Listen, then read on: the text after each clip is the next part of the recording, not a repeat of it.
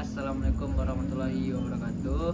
Perkenalkan sebelumnya, kami dari kelompok H1A dengan dosen pembimbing Bapak Andi Pawo STMT yang beranggotakan saya sendiri Amarguan dengan BP 1910 95 1023 dengan anggota lain yaitu Fitria Fadila dengan BP 1910 95 2005 dan yang satu lagi Muhammad Bintang Mendi dengan BP 1910 95 2021.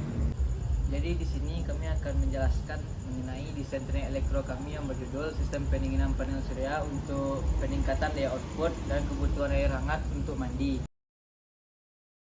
Untuk latar belakang dari permasalahan ini adalah adanya suhu maksimum untuk mencapai efektivitas dari panel surya. Nah, efektivitas dari panel surya itu pada suhu 25 derajat Celcius, sedangkan untuk suhu rata-rata di Indonesia adalah 30-35 derajat Celcius.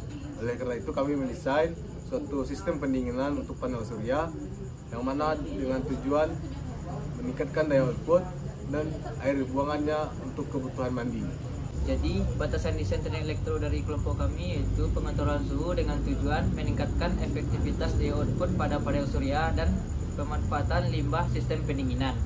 Jadi selanjutnya untuk alat dan bahan yang akan digunakan adalah sebagai berikut. Yang pertama ada panel surya, Arduino, sensor DHT22, lalu selanjutnya ada motor servo, ada solenoid valve, LCD 12x6, selanjutnya tangki penyimpanan air yang kedua, lalu ada pipa, dan selanjutnya ada wattmeter. Selanjutnya adalah modifikasi panel dan pembuatan sistem pendinginan untuk panel surya tersebut. Yang pertama yang dilakukan adalah modifikasi modul surya, memberi kerangka, meminimalisir kebocoran, dan memberi isolasi. Kemudian membuat kedudukan, kemudian kita sambungkan dengan microcontrollernya. Berikutnya untuk microcontroller dan listing program yang kami gunakan adalah sebagai berikut. Selanjutnya, prinsip kerja dari proyek desain teknik elektro dari kelompok kami sebagai berikut. Jadi di sini kami menggunakan modul panel surya yang dimana sistem pendinginan untuk meningkatkan daya output pendinginannya. Jadi air yang berada di tendon atas akan dialiri ke modul panel yang telah dimodifikasi.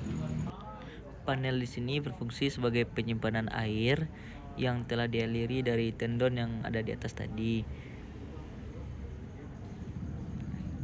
Lalu untuk sistem pendinginannya kami menggunakan sensor DHT22.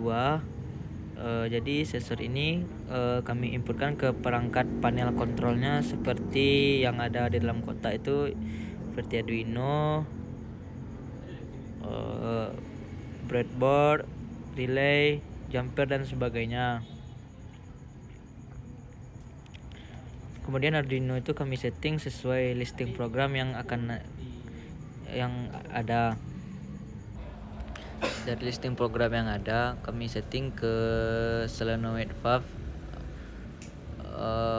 yang berfungsi sebagai tempat masuknya air pendinginan. Ini solenoid valve yang telah disetting dari kontrol panel tadi.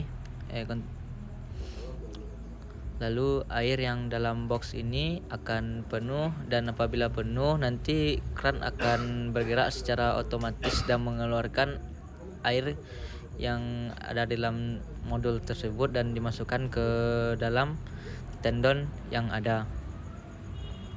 Untuk pengambilan data, kita melakukan percobaan dengan mengujikan panel surya dengan sistem pendingin dan panel surya tanpa sistem pendingin.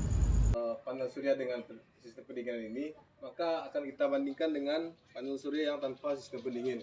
Di sini dengan tujuan kita untuk membandingkan daya output dari keluaran panel surya. Apakah benar untuk peningkatan daya output ini bisa kita gunakan dengan sistem pendingin seperti ini? Maka kita perlu perbandingannya dengan modul yang tidak ada sistem pendingin. Nah, yang mana di sini kita menggunakan wattmeter akan dihubungkan dengan secara bergantian dengan kedua panel ini. Yang mana untuk panel yang pertama akan diukur per jamnya juga, dan untuk panel yang kedua juga diukur dengan tempo per jamnya juga. Demikian penjelasan kami mengenai desain turbin elektro dari kelompok H1A. Apabila ada kesalahan kami mohon maaf. Kami akhiri. Wabillahi taufiq wal hidayah. Wassalamualaikum warahmatullahi wabarakatuh.